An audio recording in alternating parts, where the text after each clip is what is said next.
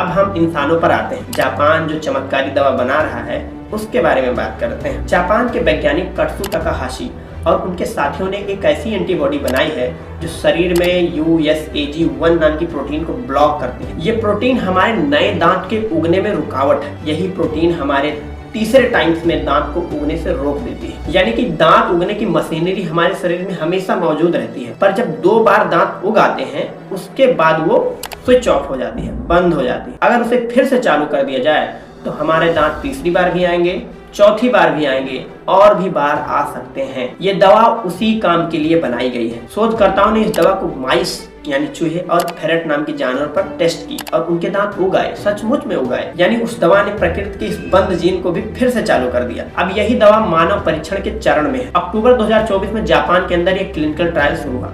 इसके अंदर 30 पुरुषों को शामिल किया गया है जिनके एक या एक से अधिक दांत गायब हैं। टेस्ट का मकसद सिर्फ ये पता करना है कि ये आदमियों के लिए सुरक्षित है या नहीं है। अगर सब कुछ ठीक रहा तो दूसरे चरण में इसका प्रयोग छोटे बच्चों पे किया जाएगा जिनके दांत आते ही नहीं है। अगर उनके भी दांत आ गए फिर तो ये ह्यूमन ट्रायल के लिए क्या ह्यूमन के लिए उपलब्ध भी करा दिया जाएगा। ऐसे बच्चे जिन्हें बचपन से दांत नहीं आते उन्हें कोनजेनाइटल टूथ एजेनेसिस कहते हैं। वैज्ञानिकों का ये मानना है कि अगर सब कुछ योजना के अनुसार चला तो 2030 तक ये दवा आम आदमी के लिए उपलब्ध हो जाएगी। सोचिए अगर ऐसा हुआ तो दांत का इम्प्लांट बंद ही हो जाएगा। ऐसे बुजुर्ग जिनके दांत उम्र के साथ टूट जाते हैं वो अपना दांत फिर से उगा पाएंगे और ऐसे बच्चे जिनके दांत आते ही नहीं है वो भी आसानी से दांत उगा लेंगे।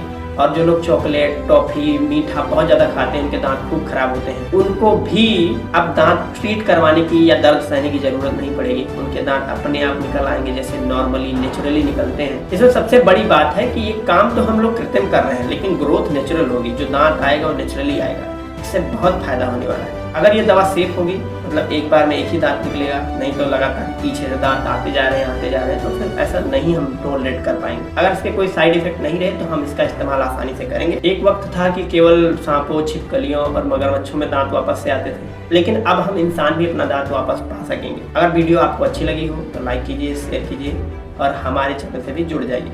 साइंस की ऐसी ही रोचक बातें मैं आपसे करता रहूँगा। धन्यवाद।